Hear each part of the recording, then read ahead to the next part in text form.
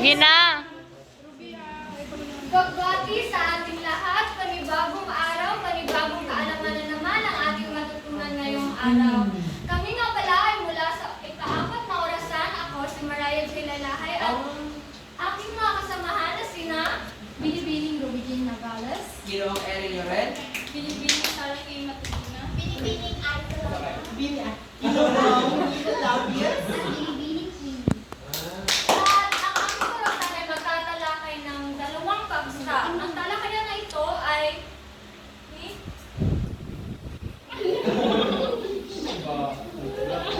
Ang talakayan nito ay mahati sa 2 paksa. Ang unang paksa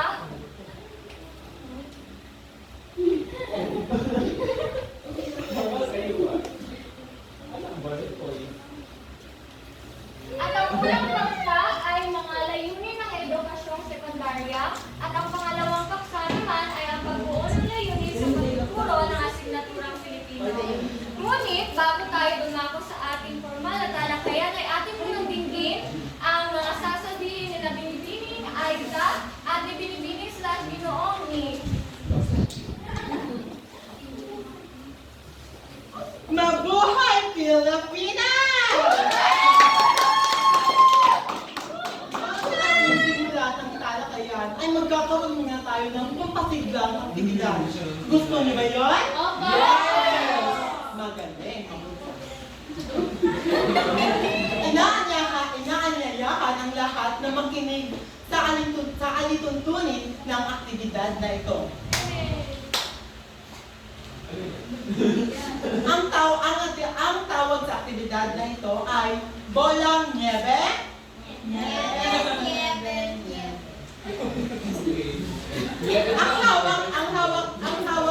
Ang hawak ko na bolang niebe ay gawa sa papel.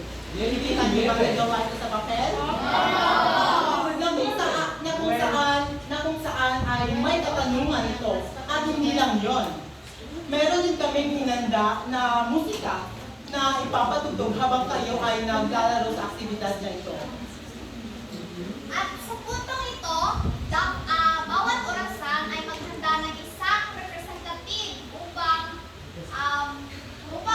gawin ang aktibidad na ito. Inyong ipapasa-pasa ang bolang niebe habang ang musika ay tumutugtog. At kapag ito ay tumigil at kung saan siya huminto at kung sino ang humintoan, siya ang magkukuha ng isang perasong papel galing sa bolang niebe at sasagutan ang katanungan na nakapaloob sa bolang ito. At ngayon, ating subukin. Subukin na natin. Tayo lahat ng mga representatives na dapat.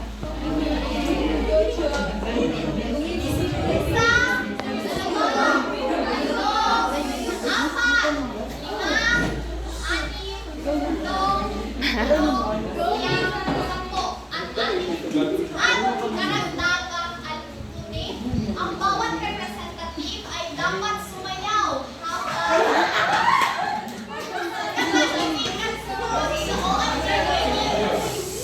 ang bawat representative ay dapat sumayaw habang ang musika ay nakatugtog.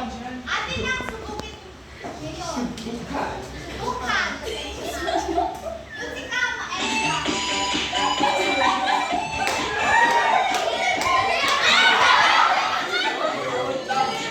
Uy, Joel!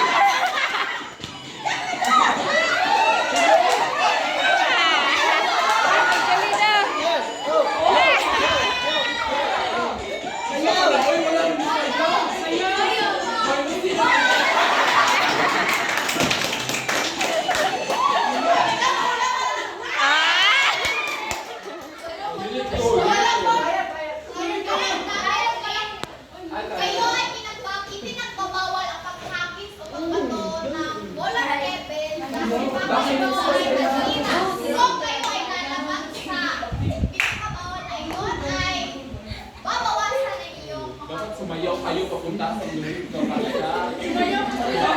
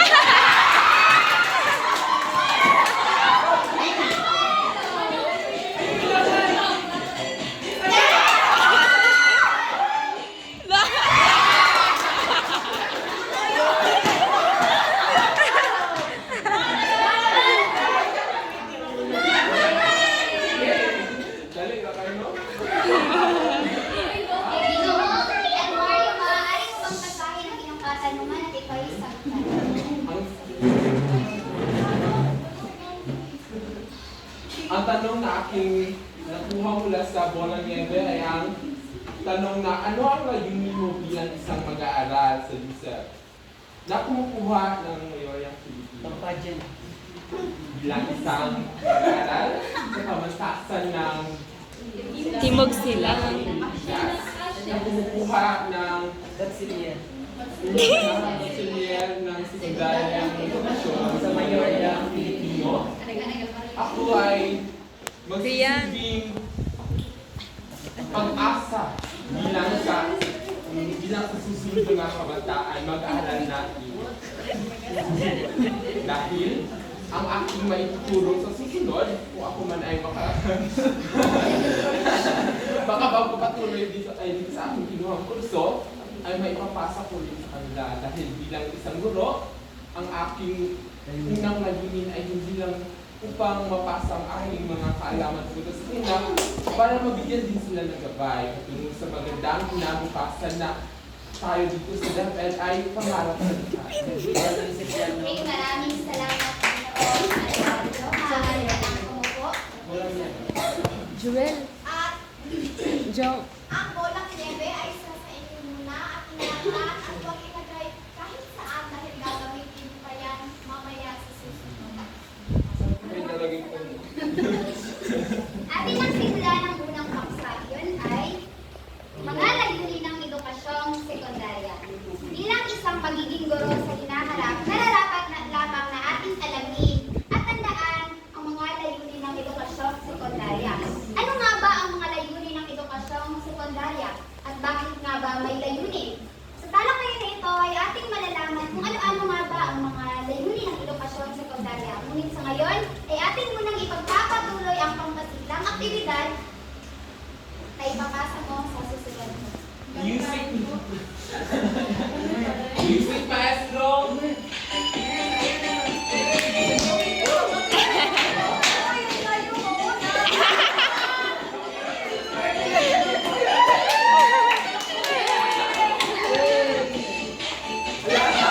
Ayaw ilabay.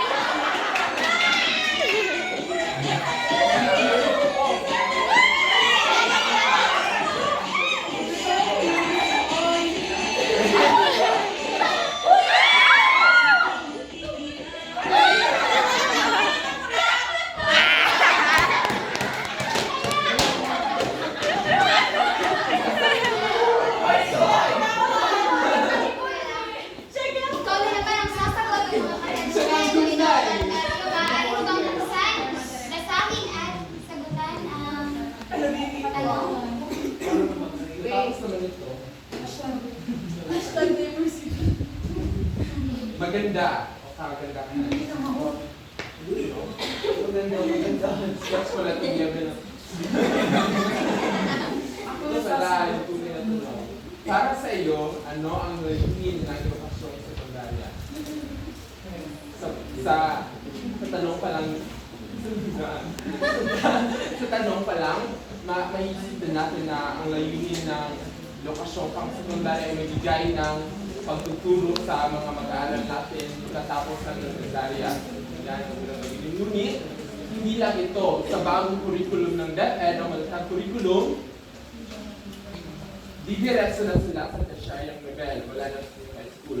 Kumbaga, ang layunin ng sekundarya sa susunod na panahon ay hindi lamang matatapos sa sekundaryang level.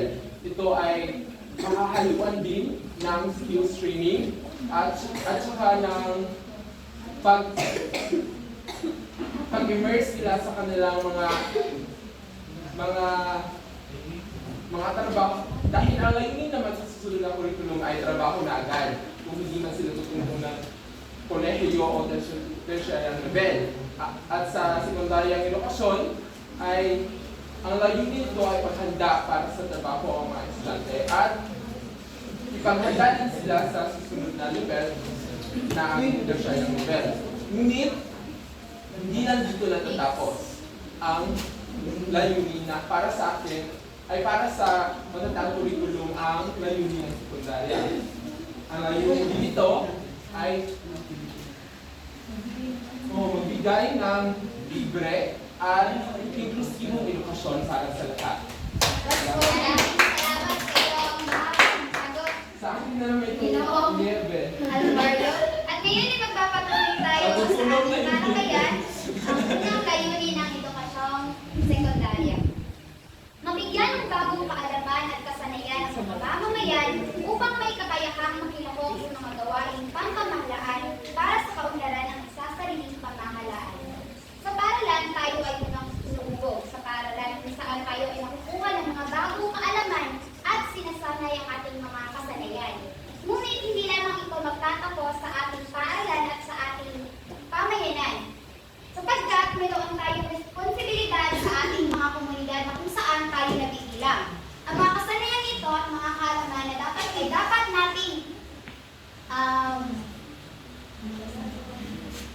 dapat nating gamitin upang mabigyan upang magampanan natin ang ating responsibilidad sa ating mga komunidad. Pag sinasabi natin nagsasariling pamahalaan, ito ay isang pamahalaan na hindi umaasa sa kapangyarihan ng mga ibang tao. Sapagkat sa nagsasariling pamahalaan, nagkakaroon sila ng sariling batas, nagpapatupad ng sariling alintuntunin sa kanilang sariling pamahalaan. At itinataguyod ito sa pamamagitan ng mga mamamayan ng pagbayad ng kanilang buwis at mga libreng serbisyo. Ang susunod na layunin naman ay tatalakay ni Ginoong Niclaus. Maraming salamat, Pili. Ay, bago pa lang ako magsimula, ipapatuloy namin ang aktibidad.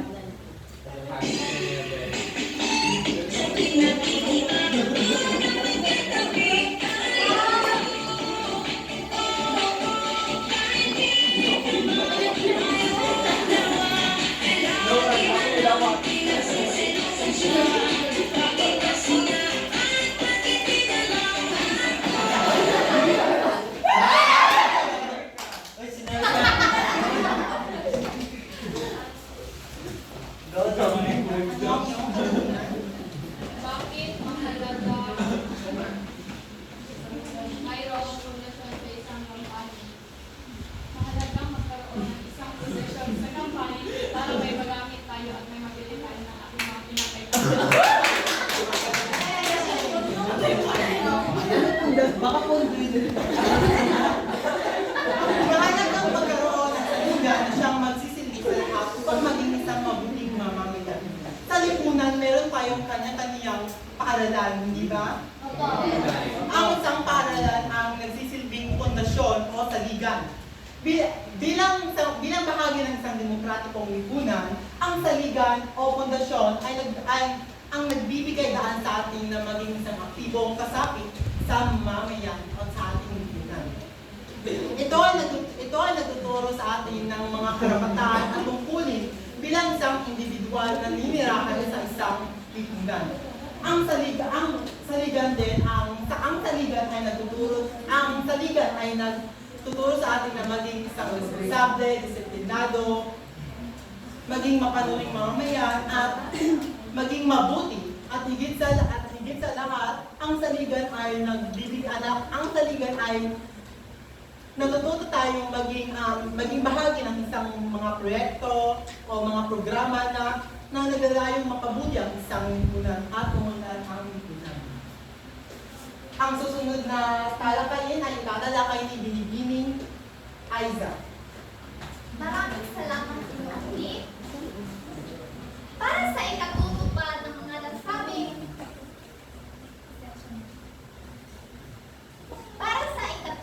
ng mga nasabing layunin, kanina, ang edukasyong sekundarya ay pagdudulot ng kaalaman, kasanayan, kakayanan at pananaw sa lahat ng aspeto sa ating pamumuhay.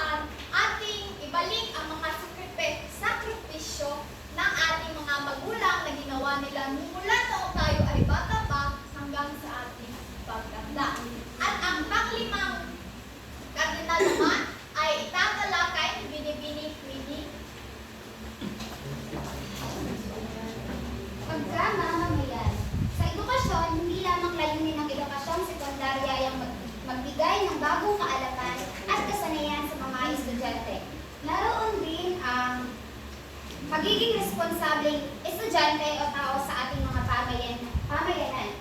Dahil ito ko nga kanina, hindi lamang nahuhuli o nagtatapos ang pagiging responsableng tao natin sa ating paaralan at sa ating pamayanan, sapagkat meron din tayong responsibilidad na ginagampanan sa ating mga komunidad o pamahalaan. Kasunod naman, ang kapaki-pakinabang na paggamit ng langing panahon.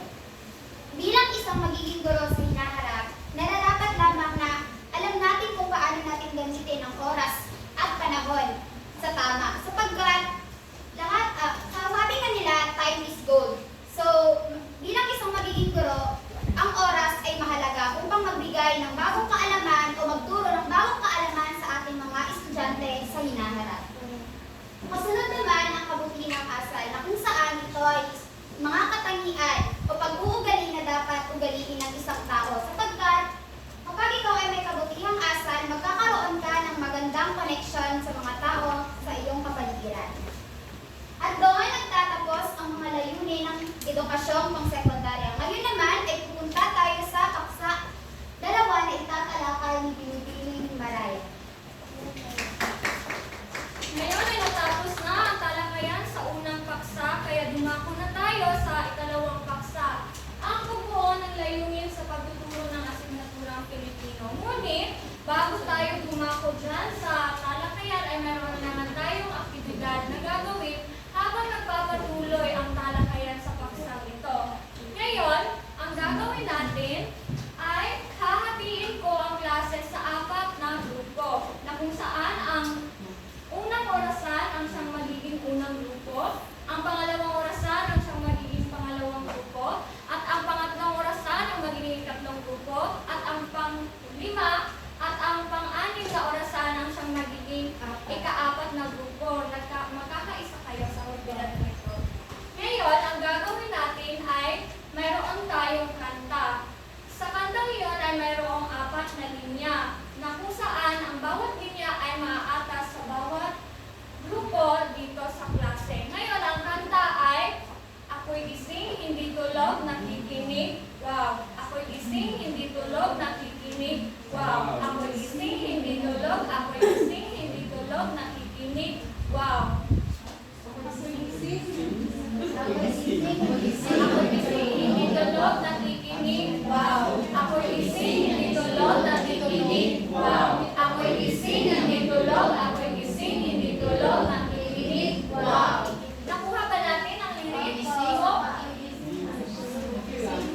Sige, ating subukan na kakantahin na siyang ang ako'y gising na linya ay kakantahin ang unang grupo, hindi tulog na linya ay kakantahin ang pangalawang grupo, Tulog. nakikinig ay kakantahin ang ikatlong grupo, at ang wow ay kakantahin ang ika-4 na grupo. Ating subukan? Ating subukan?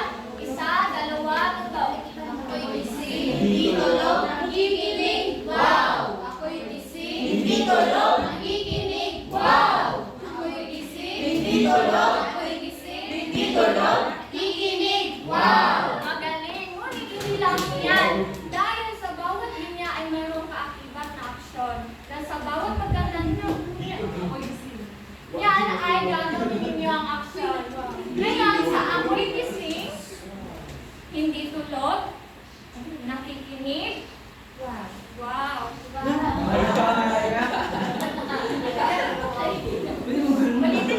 Ulitin ko.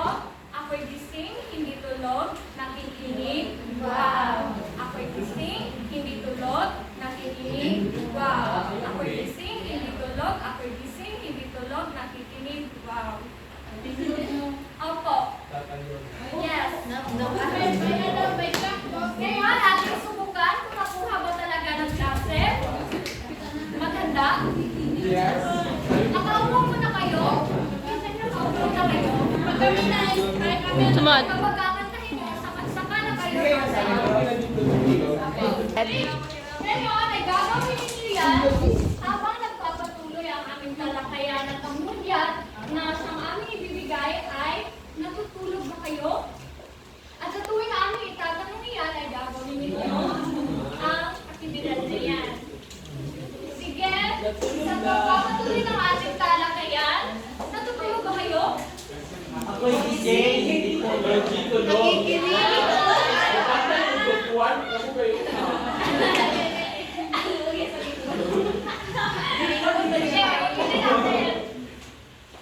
Natutulog ba kayo? Hindi tulog! Nakikinig! Wow! Ako'y gising! Hindi tulog! Nakikinig! Wow! Ako'y gising! Hindi tulog! Ako'y gising! Hindi tulog! Nakikinig! Wow! Pastor, maaari ka bang tumayo? Kaya hindi gising. Hindi nakikinig. Bakit sa tingin mo ay ikaw nagliliko? Kasi ay Tama, dahil hindi siya tumayo, hindi siya gumawa, hindi siya kumanta, o ibig sabihin yan ay tatawagin namin ang kung sino ang aming makikita na hindi ginawa ang aktibidad. Naintindihan ba na lahat? So, ang ating pagsa ngayon ay ang pagbuo ng layunin sa pagtuturo ng asignatura ng Pilipino. Ngayon, para sa iyo, ano ang salitang layunin?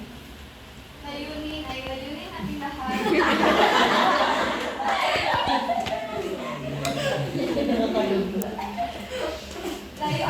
Layunin natin lahat na magturo o sa ating lahat na matuto tayo upang sige, maraming salamat sa iyong sagot. Palakpakan natin sa aso. Tingin mo ang lahat na makinig, maging alerto. Opo. Sa pagsisimula, ang layunin ay ang mga bagay na hinahangad na makamit sa pagtuturo ng asignaturang Pilipino. Ito ang nagbibigay ng desisyon o gabay sa mga hakbang na ating gagawin sa pagtuturo upang makamit ang itinakdang layon. Ang pagtangkak na ito ay makakatulong upang maging epektibo at matagumpay ang pagtuturo sa asignaturang ito. Mula sa nabasa, malalaman natin, maiintindihan natin na ang salitang layunin ay ang pagkakaroon ng pangunahing layon sa kahit anong gawain, proyekto, plano o maging sa programang pang-edukasyon.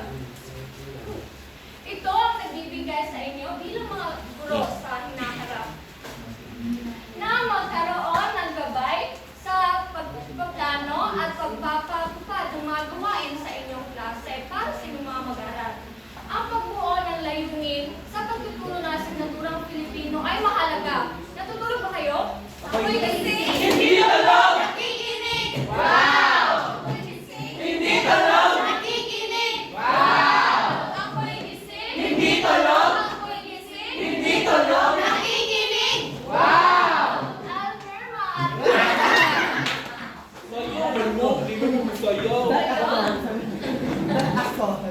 Sabi ko na mahalaga ang layunin sa pagtuturo ng asignaturang Pilipino. Bakit, Almer? Kasi ito yung nagiging gabay natin sa pagkamit ng pagpapatupad ng sa okay, ito yung mga Gabay. oo nga, gabay. Kung wala tayong layunin, parang hindi direct sa iyo at natin, walang focus at direction yung ano natin, yung mga ginagawa natin without sa na walang yung layunin. Kung kaya ang layunin ay nagsisip gabay para sa ating Maraming salamat at tumpak na sagot mo, Elmer. Tama siya. Ang pagkakaroon ng layunin sa pagtuturo ng asignaturang Pilipino ang nagbibigay sa atin ng gabay bilang mga guro sa kung ano ang estratehiya na ating ilalapat sa ating pagtuturo, kung ano ang ating ituturo at kung paano natin ito ituturo sa isang aralin. Ngayon, ang pagkakaroon ng layunin sa pagtuturo ay magbibigay sa atin ng sagutan sa tanong na para saan ba ang aralin na ito? Paano po ba ito ituturo? Sumasang-ayon ba lahat? Siya ang tunay. Magaling. Ngayon ay alam na natin na ang layunin sa pagtuturo ng asignatura Pilipino. Kaya dumako na tayo sa dapat tandaan sa paglalahad ng mga layunin na siyang itatalakay ko. Maraming salamat. Gising, Marayan. Tutulog ba kayo? Ako'y gising! Hindi tulog! Nakikinig! Wow! Ako'y gising! Hindi tulog! Nakikinig! Wow! Ako'y gising! Hindi tulog! Ako'y gising! Hindi tulog! Nakikinig!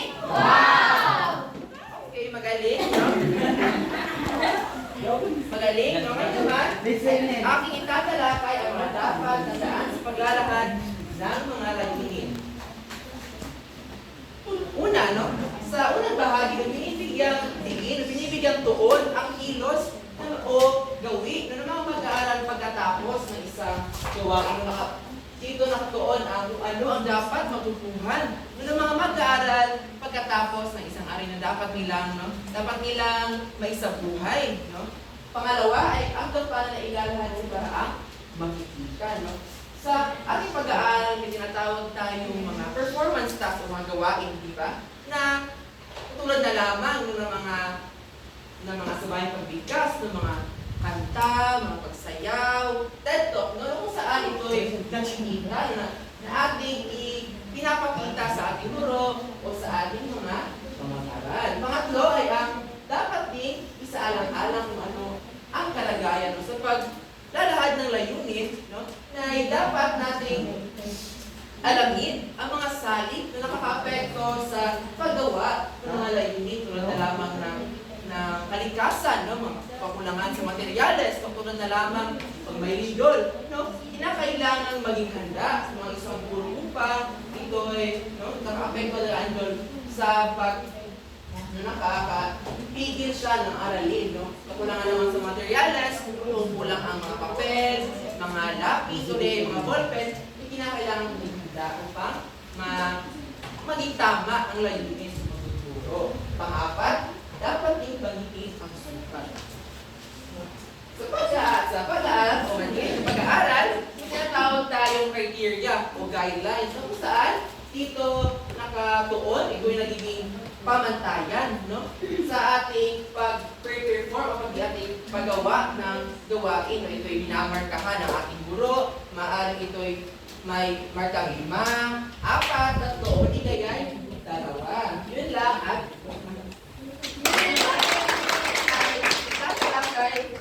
ni Binibining Maraya ang tatlong kategorya ng layunin pangpagtuturo. Ngayon naman, ang susunod natin tatalakayin ay ang tatlong kategorya ng layunin pangpagtuturo. Ang tatlong kategoryang ito ay ang mithiin, tunguhin, at layunin. Alam ko na isa sa inyo rito ay maaaring iniisip na ang tatlong salitang nabanggit ay magkakasintahulugan lang lamang. Ngunit, sa talakayang ito ay ating malalaman na mayroon pala talaga silang pagkakaiba. Ang unang kategorya ay ang mithiin na sa wikang Ingles ay goals. Malawak na pagpapahayag ng direksyon para sa isang programa ng edukasyon. Ang mithiin ay ang mga naipapahayag na set ng prioridad na itinatakda ng isang institusyon o isang departamento. Ito ang nagbibigay ng direksyon o gabay para sa lahat sa isang programang pang-edukasyon na kung ano ang kanilang gawain na gagampanin, kung ano ang mga inaasahan nila na makamit sa kanilang departamento o isang institusyon. Ang mithiin ay pinapahayag dito kung ano ang ideal na resulta na inaasahang makamit ng isang programang pang-edukasyon.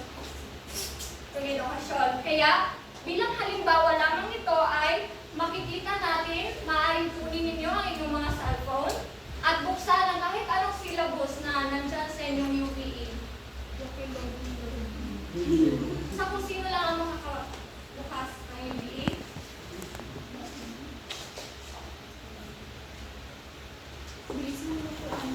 Sa kahit anong kurso lamang.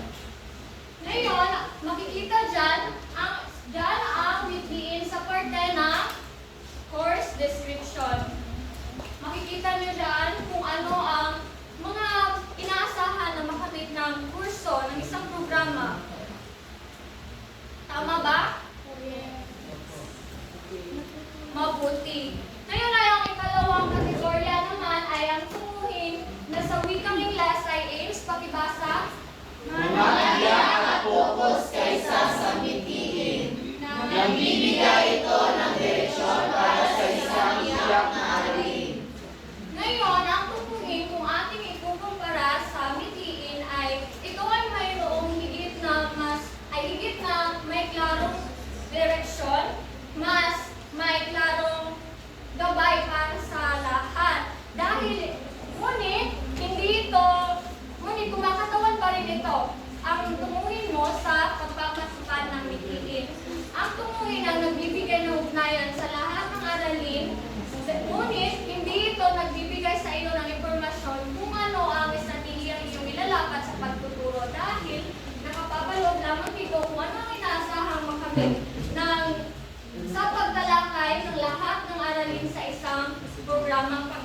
edukasyon.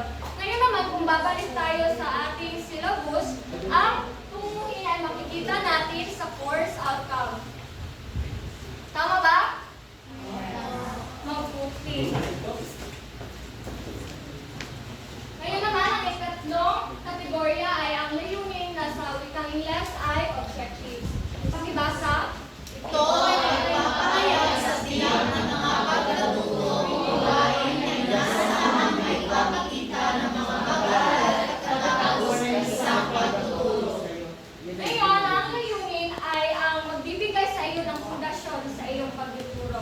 Dahil dito mo malalaman kung ano ang mga estratehiya, kung ano ang mga aralin na iyong ituturo at kung paano mo ito ituturo sa iyong mga mag-aaral. Ang pagkilala ng layunin ay mahalaga para sa iyo dahil sa nasabi ng kanina ay ito ang magiging basehan sa iyo kung ano ang mga gagawin mo bilang isang guro sa pagtalakay ng isang aralin. Ngayon, sa layunin ay na ipapahayag ng tiyak ang isang inaasahang resulta na nais mong makamtan pagkatapos matalakay ang isang aralin. Ngayon naman, bilang halimbawa ay makikita pa rin natin siya sa syllabus na sa parte na ILO, Intended Learning Outcomes. Yan, tama. Naintindihan ba natin ang kanilang pagkakaiba? Natutulog ba kayo? Ako ay gising. Hindi tulog, nakikinig! Wow! Ako ay gising. Hindi tulog, nakikinig! Wow! Ako ay gising. Hindi tulog, Ako ay gising. hindi tulog, nakikinig! Wow! Okay. Ano na sila interview mo? Reveal? Renail. Reveal? Renail. Para sa iyo, mayroon ka ba natutunan sa pagtalakay ng tatlong kategorya ngayon? Para sa akin, mahalaga ang tatlong kategorya na yun. Dahil ito ay nakakatulong para sa ating pagkatuto at may makita ang mga mag-aaral ang pagtuturo.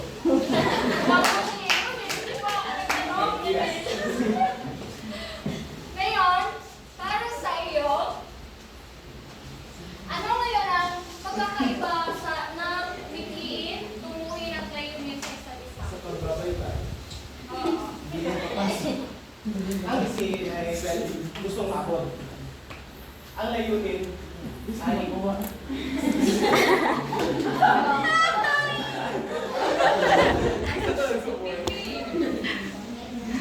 Hindi magpapahayag ng tiyak. makatuto or Gabay. mag-aasal. Maraming salamat.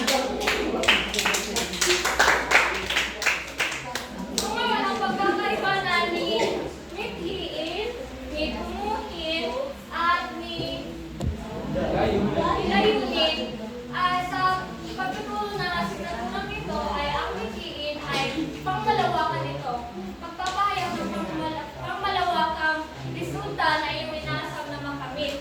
Ngayon, si tumuhin ay mas merong klaro kaysa kay mithiin dahil dito na ipapahayag kung ano ang magiging inaasahan mo resulta pagkatapos ng lahat ng aralin sa pagtuturo. Ngayon naman, sa layunin ay mas tiyak ito kumpara sa dalawa. Ibig sabihin ay pagkatapos ng isang aralin lamang ay ipapahayag na doon ang layunin. Naintindihan ba? Opo. Para talagang mawala ang mga pagkalito, ating bibigyan ng koneksyon ito sa ating mga sarili. Halimbawa, ang ating titiin, kung ako ang magpapahayag, ay sasabihin ko na nais kong maging isang guro sa asignaturang Pilipino sa hinaharap. Ngayon, ang pagpapahayag ko ng tumuhin ay makapagtapos ng pag-aaral. Kaya, ang magiging layunin ko ngayon ay mag-aral ng mabuti, magaling. At mapapansin natin itong layunin, halimbawa lamang sa akin, nung high school pa lamang ako dahil hindi nakakaligtaan ng mga guro namin na ipahayag ang kanilang layunin sa bawat aralin. Kaya araw-araw, makikita talaga namin na ipinipresenta ng guro ang sa pagkatapos ng aralin na ito, ang mga mag-aaral ay nasa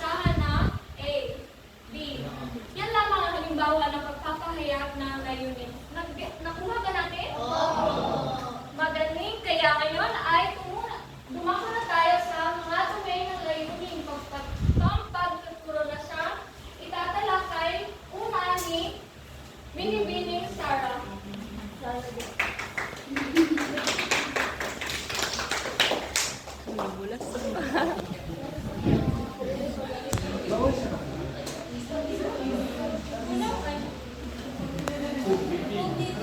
Mga layunin na lumilipat sa mga kakayuhan at kasayang pagkaisipan ng mga karamihan sa kabatinang pag-positibo ay pagkapalit sa pag-alos sa pagsasabi ni Benjamin. Ang anim na level ng mga hierarchiya ng pag-iisip ay kay Benjamin ay ang mga sinusunod. Unang-una ay ang palaman. Tumutukoy sa mga simpleng pagkita sa mga natutuhang impormasyon. So, ang palaman, ito ang ating pagkanda at paggamit ng ating mga natutuhang impormasyon. So, halimbawa nilang ito ay ang ating pag-aaral ng kasaysayan sa mga sinaunang kagyasnan. So, ang pangalawa, komprehensibo ay komprehensyon. Binibigyang diin ang pag-unawa sa kahulugan ng impormasyong natutuhan at pag-uugnay nito sa mga dating impormasyon. Ito ang ating pag-unawa at pag-uugnay ng ating mga bagong impormasyon sa ating dating kalaman upang tayo ay makalikha o makabuo ng mas malalim na pag-unawa. So, ang halimbawa nito ay ang ating pag-unawa sa mga pangyayari ng kasaysayan at pag-uugnay sa mga ito sa kasalukuyang panahon natin. So, ang pangatlo ay ang aplikasyon. Paggamit ng natutuhan sa iba't ibang paraan ng teksto. So ito ay ang ating paggamit ng kalaman sa iba't ibang sitwasyon. Halimbawa na lamang dito ay ang paggamit ng kalaman sa pagtuturo sa mga estudyante tungkol sa kahalagan ng ating kasalukuyan. So ang pangapat ay analysis. Pag-unawa sa ugnayan ng mga bahagi at organisasyon ng natutuhan upang makita ang kabungan. So ito naman ay ang ating pag-unawa sa ugnayan ng mga bahagi ng mga impormasyon. So ang halimbawa nito ay ang pag-unawa sa mga sanhi at epekto ng mga pangyayari sa ating kasaysayan. So ang panglima ay ang synthesis. Kailangang pag-ugnayin ng iba't ibang impormasyon upang makalikha ng bagong kalaman. So ito ang ating pag-uugnay ng iba't ibang impormasyon upang tayo ay mas makalikha ng bagong kalaman. Ang halimbawa nito ay ang pagbuo ng panibagong interpretasyon o pag-aaral batay sa mga nakalap nating impormasyon patungkol sa kasaysayan. May lumang si Google mas Ang pangalim ay ang evaluasyon. Nangangailangan ng pagbuo ng sariling pagpapasya sa liwanag ng mga nailapan na mga kriteria. So ito ay ang pagbuo natin ng ating sariling pagpapasya base sa mga nailahad ng kriteria. Ang halimbawa nito ay ang pagbibigay natin ng ating sariling opinyon o pagsusuri sa karagahan at implikasyon ng mga pangyayari sa kasalukuyan. Ang susunod na paksa ay tatalakayin ni Ginoong Eric. Salamat, Tiniting Sara.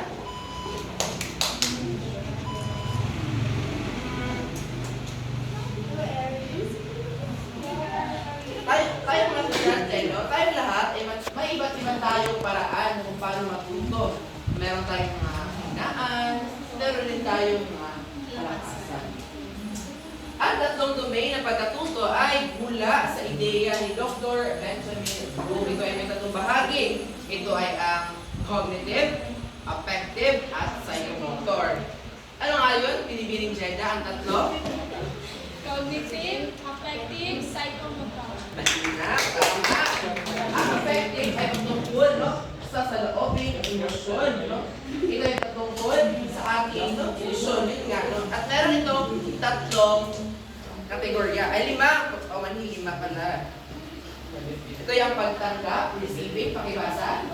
Pagtanggap, receiving, Pagtugon, responding. pagpapahayag, valuing, pag-organisa, organization, karakterisasyon, characterization. Tama. No, una, ang pagtanggap pagtanggap o receiving, ito ay ang pakikinig no, sa guro, pakikinig sa mga lesson, pakikinig sa aralin, upang kayo'y matuto. Yes. Ito na yun. Kayo ay matuto. No? Ang pag-aaral, wala natin kalimutan na ang pag-aaral no, ay hindi magsisimula no, kung hindi tayo gustong matuto. Next is ang pagtugon or responding. Ang responding is natanggap na natin o na nakinig na tayo no, sa aralin is meron na tayong pagtugon. No? Maaaring ito ay magkikilahok, pagtanong sa ating mga guro. Next is pangatlo ay pagpapahayag o baliwing. Ito ay ang pagiging sensitibo, no? Pagiging sensitibo sa sa ating identidad ng pagkakaiba natin. No? Halimbawa na lamang, no? Kung tinuturuan ko ang estudyante, no, na huwag mandaya, no, pinabaliw niya or sinasabuhay niya ang aking itinuro. Pang-apat ay pag-o-organisa. Ito ay ang pag-alam sa importante, mas importante or hindi, o ang tama o ang mali. Kung meron akong nakita ko ang aking kamag-aral, no, na nagnanakaw ng pera, anong aking gagawin, no? Titimbang ko, importante ba ito? O pwede bang isumbong? O hindi na lang isumbong? Ano ang sa iyo binibining assurance? Dahil nakita ko siya, magbahagi ako sila. Isumbong, no? Pagkat kayo'y na-organisa mo na, no? Sa iyo isip. Pang-apat ay ang karakterisasyon. Ito ay ang pinakamataas sa lahat mula sa pagtanggap, mula sa pakikinig. Pakikinig, no? Ito ay nagtutugon, nakikilaw na tayo. Pang-apat, ibinabaliwan. At pang-lima ay ang sinasabuhay na natin, no? Ang ating natutuhan. Next, ang psychomotor ay itatalakay ng meaning, Maraming salamat, Ginong Eric. Natutulog ba kayo? Ako'y gising. Hindi tulog! Nakikinig. Wow! Ako'y gising. Hindi tulog! Nakikinig. Wow! Ako'y gising. Hindi tulog! Ako'y gising. Hindi tulog! Nakikinig. Wow! Okay, walang nahuli, no? Kaya tatalakay ko ngayon ang psychomotor domain. Ang psychomotor domain ay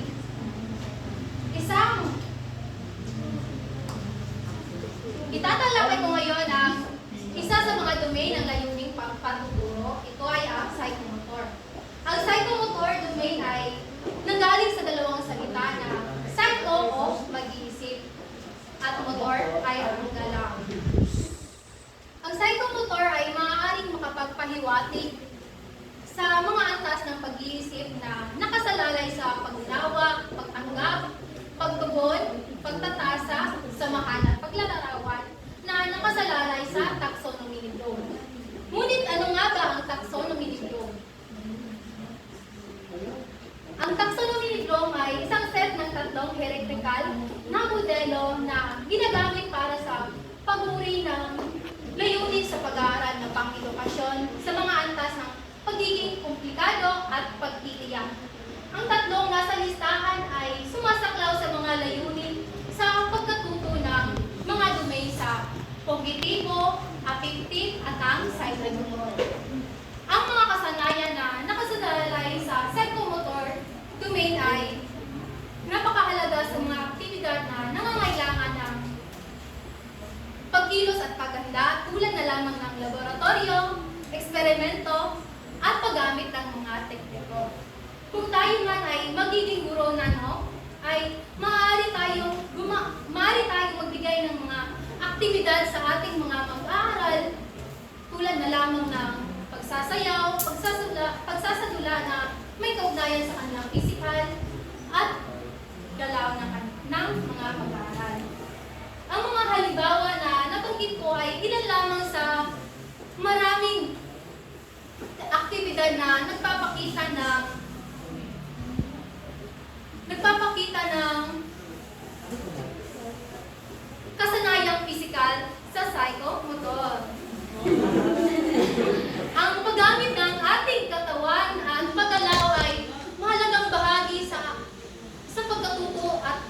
pasilidad natin.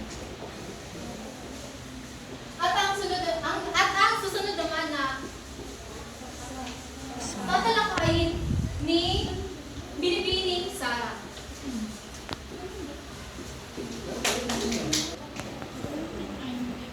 Ang pagbuo ng layunin sa pagtutulong ng asignaturang Pilipino ay ang mga sumusunod. Una, ito ay nakaayon sa pagtuturo ng barila.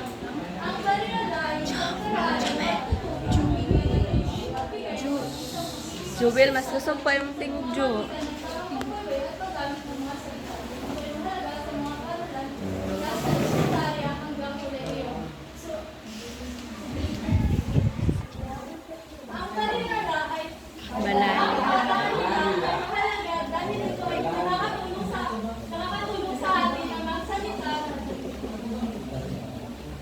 Nakakatulong sa atin na magsalita ng tama patungkol sa nakakatulong sa atin ang magsalita ng tama. Dito ay mahalaga dahil ito ay ginagamit sa mga paaralang elementarya hanggang kolehiyo. Ang pag-aaral ng balarila ay makakatulong sa mga guro na gamitin ang basyo at angkop ng mga salita, pati na rin sa pagpapalawak ng kaalaman ng mga mag-aaral sa Pilipino na isang mahalagang kasanayan sa akademikong larangan.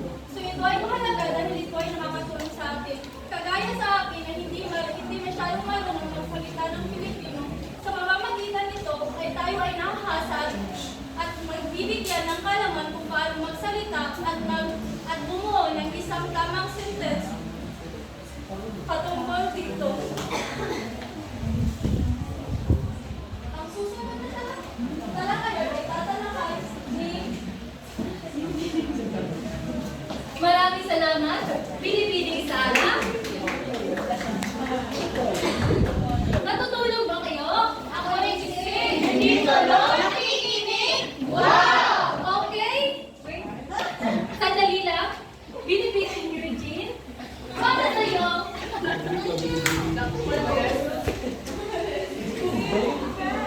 Para sa'yo, ano ang kahalagahan sa pagtuturo ng panitikan? Ang kahalagahan sa pagtutusin ng panitikan ay napapahayag mo ang iyong mga salubungin natin eh. Maraming salamat.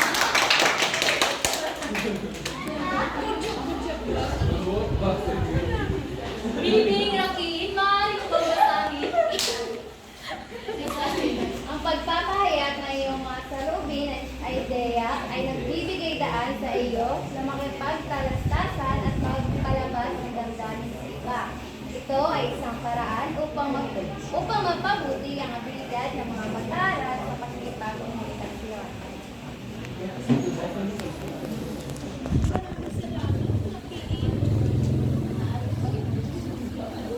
Binibining Rakin, Ang pagpapalakas at pagmamahal sa pagbabasa ng magandang panitikan ay nagtuturo sa mga mag-aaral ng tamang pag-uugali at nagpapalawak ng kanilang kaalaman. maraming salamat.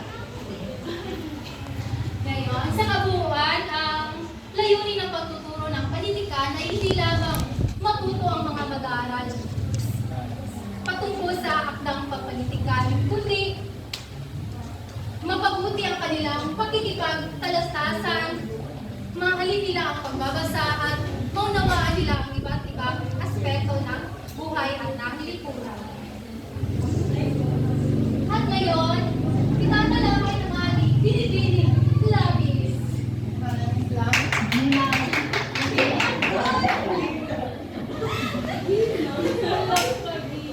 Natutulog ba kayo? Hindi tulog, nakikinig! Wow! Hindi tulog, nakikinig! Wow! Hindi tulog, hindi tulog, nakikinig! Wow! Ina. Magkakaiba ng meaning sa bawat pagbabago ng curriculum. Ang iba sa asul, Ang nasusunod sa ibang kamalian ay dito at Israel, India, sa pagtutulong ng bigla at ang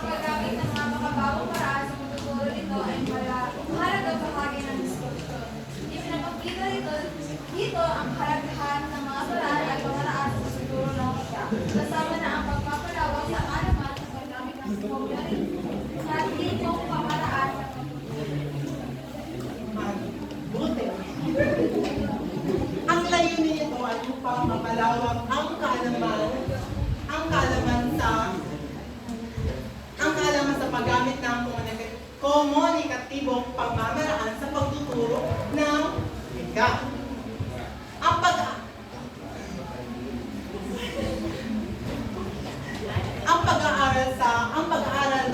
Ang pag-aaral ng paraan at pamamaraan sa pagtuturo ng wika ay isang mahalagang bahagi sa diskusyon sa pagbabago ng kurikulum. Pakibasa, Jenna.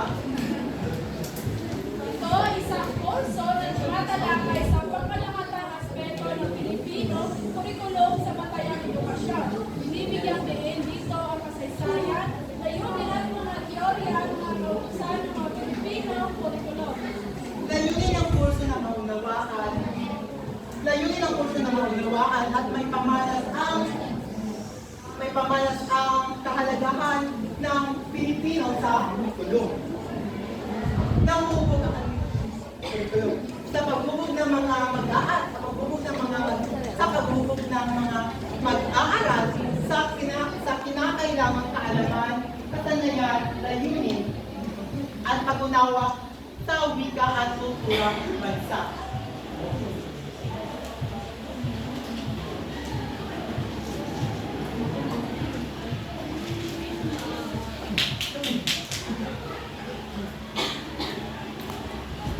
Bilang pagtatapos ng paksang ito, ang pagtuturo ng asignaturang Pilipino ay mayroong layunin na mabigyan ng mga malalim na kaalaman at kasanayan ng iyong mga mag-aaral sa wika, panitikan at kultura